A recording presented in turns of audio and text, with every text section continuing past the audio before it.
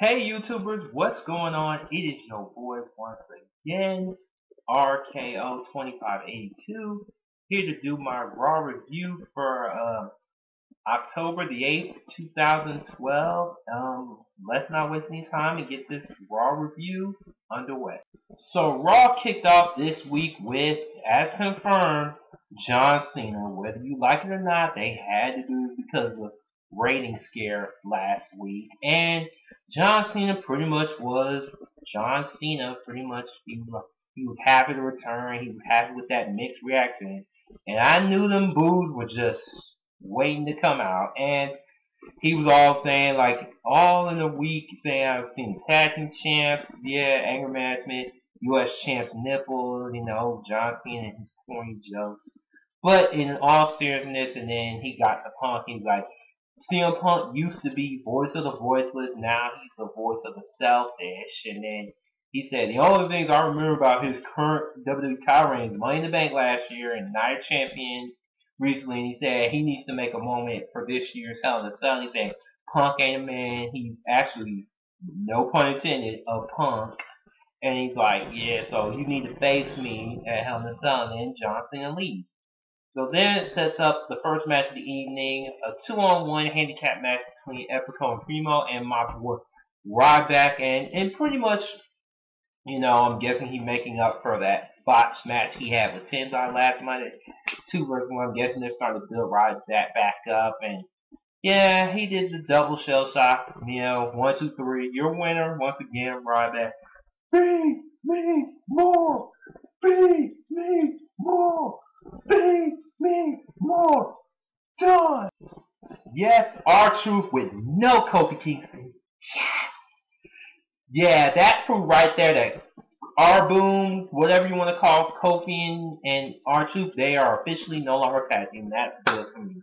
Alright, so R-Truth versus Brodus Clay, and before the match got underway, R-Truth saying Little Jimmy's going through some changes, and then they had a dance break, but then finally, Vincent Kennedy McMahon was on the Titantron, pretty much telling everyone to get ready for my state of address, and it's coming up next. And once Vince McMahon comes out, he was all saying like WWE is all about action and all that stuff. And just when he said the best, you know who came out? My boy, the WWE champion, best in the world, respect, CM Punk. And then he was talking about once again disrespect and talking about like a year ago, I was just a spoke on the wheel. Now I am the wheel. And once again, saying I'm best in the world, all that good stuff. And then McMahon's like, oh, I respect your title reign. He's like, but I hate the fact you're a Heyman guy. And just to let you know, I'm not a Punk guy. And he's like, you didn't make a success. WWE Universe made a success. And he's like, you're nowhere near Michaels, Austin, Andre the Giant, those guys. And then Punk was like, really now? He's like, you're not a Punk guy? He's like, isn't that funny? And then Punk bitch slaps the boss in the face saying, that's disrespect to you. And then McMahon got saying like, oh, you're lucky I ain't firing you. He said, that would be too easy. He said, I'm going to face you, see if I can kick my ass. He's like, I'm going to teach you a little something about respect. And boy, McMahon looked pissed. And I'll get to more on that matchup, that main event at Raw later on. Alright, we had one of the 2 semifinals tag team matches leading up for that number 1 contender spot for the WWE Tag Team Championships, which will be decided next week on Raw. But for this week, the primetime players, millions of dollars, going up against my other team, Rey Mysterio, and Sin Cara. And this was a good tag team match, and once again, bow to Triple H of making the tag team good again, the division itself. And I like this tournament, once again. But anyway, this tag team match was really good, but for a moment I actually thought the primetime players might win this because, well, there is some brief history between them, because the primetime players did attack Ray and Sin Cara 3 weeks ago on Raw, after their match. So there's some history there. And then, just when I thought they were going to win, unfortunately, Rey Mysterio and Sin Cara prevailed. Yeah, Ray hit the 619, then the drop of the dime. 1, 2, 3, your winners and advances to the finals next week. Rey Mysterio and Sin Cara. And finally, yep, you had Sheamus, the Celtic Warrior, the Great White, the World Heavyweight Champion, going up against Mr. Barrage himself, Wade Barrett. And honestly, this match right here, this was Barrett's best match since coming back. Hands down. And I like that JR called that too, because it's true. Because up to that point, I really didn't care what Wade Barrett was doing, but in this match, he actually made me kind of mad. Because even though I'm not the biggest Barrett fan in the world, but at least he was good in this match, and he needs to have more matches like that. I mean, didn't he say when he came back saying, like, I'm tired of jobbing the people saying, I want to be in the bigger picture and talent? Well, this is the way to go, and I hope they keep this up with him. And then here comes Sheamus' #1 contender, the Big Slow, ringside and stuff. And this was a good match, like I said. And just when it was starting to get good towards the end, who comes out? Lord Shredder Tenzar. And then Tenzai and Barrett beats Sheamus down, but then Sheamus overcomes and bro kicks Tenzai. And just when Sheamus about to bro, no, Big Show blocks him and pushes him back, and I'm like, wow. So the bro kick didn't work on the Big Show just yet. So yeah, and it looks like Sheamus really has a major challenge on his hands at Hell in a Cell. You had Tyson Kidd going up against the U.S. champion that no one gives a crap about, Antonio Cesaro, a.k.a. Sagat Cesaro, or the Walking Broomstick.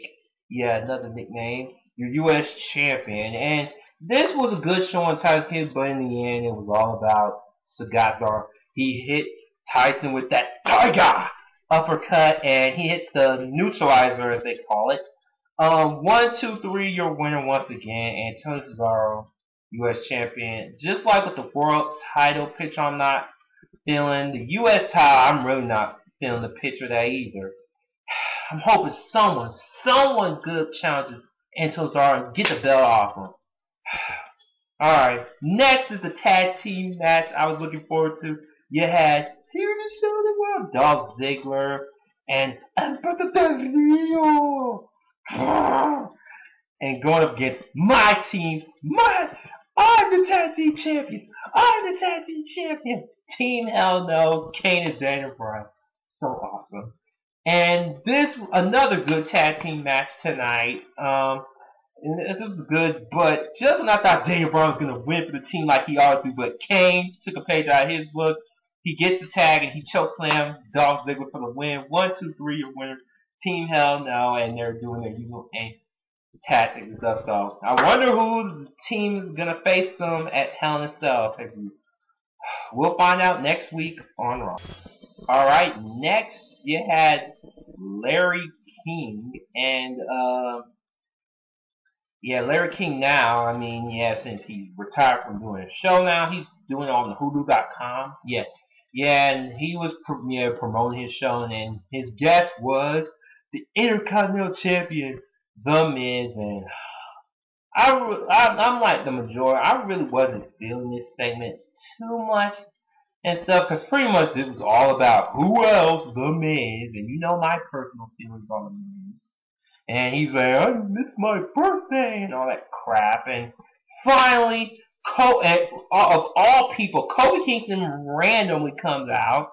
Surprise. I mean, well, this proves right here that Kofi and R-Truth are no okay. At least Kofi is back in singles action like I want him to be. This is pretty much a good start for him. So maybe he might be Miz's next opponent for the IC title, since I thought Ryback was. But hey, Kofi got to have something to do, because Kofi deserves, maybe he might be a 4-time Intercontinental Champion. Who knows? Well, because they have some history there. Because remember, Kofi and Miz used to feud for the U.S. title, and Miz was the one who beat Kofi after he had a good reign with the U.S. title. But anyway, Kofi comes out, and then he gets a cheap pop, I guess, for Sacramento. And then Miz is like, really? He's like, oh. He's like, I don't know what's more terrible. you being a has-been and or you being a never was WWE superstar and stuff, and then he's all saying, I won more championships than more you had. Wow, I was like, ooh. And then his wife threw one at him, and then Kofi beat the shit out of the Miz, which I enjoyed. I was like, finally, Kofi doing something. So hopefully this will continue and stuff. So, and with that, now the second of the semi-final tag team matches was Zack Ryder, woo woo woo, you know it, my boy, and Santino Marella, oh, I hate you, and going up against my team, my Cody Rhodes, and the intellectual savior among the masses, Damien Sandow, aka Rhodes Scholars. Yeah, they make quick work of Cobra, I guess that's what they're calling stuff. Yep, and yeah, and they win, and you're welcome. Had to do it. And the post match, oh my god. You had the one man band baby Heath Slater and Jobber Mahal and the so-called used to be chosen one Drew McIntyre beat up Santino Marella. I'm really not feeling this group. It's like I said before, this is worse than the when Slater was in the core. So I really don't care for this Jobber group. All right, next. Alright, next is a Divas title match. You had Eve going up against who she should have. Yeah, and Kayla finally gets her Divas title match that she should have had Night Champion. And Caitlyn showed some good strength. Since Beth Phoenix is gone, they might well make Caitlyn similar to Beth. Since she's built sort of like Beth, and she's fine too. And yeah, I mean, but in the end, Eve kept attacking her ankle and stuff, and it fails, and she taps out, and then Layla was on commentary, and then Layla backs up Caitlyn and stuff, and then Layla pushes that hosky on her behind where she belongs, and it's only a matter of time before Layla and Eve fight one more time for the Divas titles, and Layla gotta get a rematch. So I'm hoping it's probably gonna be a Hell in a Cell. That'd be the obvious thing to do. And now on to the main event. You had CM Punk going up against the boss, Vincent Kennedy McMahon, and boom, CM Punk blindsides the boss just before he gets to the ring. Yeah, and then he kicked him in the skull. I think McMahon was bleeding ear and stuff, and I thought he was bleeding his eye too. And then Vince, I know Vince and Punk did epic stuff, and then now they were like Punk flew, and then Vince flew. I was like, oh my god. At the same time, like, Vince don't need to be wrestling anymore. He is too old. But I'll give him credit here for his age. Oh my god. That was good stuff. I mean, yeah, if there's one thing about Vince, even though he's not a wrestler and all that stuff, he's good psychology. He really does. He still has it. I mean, because Vince was getting ready for that kendo thing. He was looking like he was gonna beat CM Punk's ass and stuff.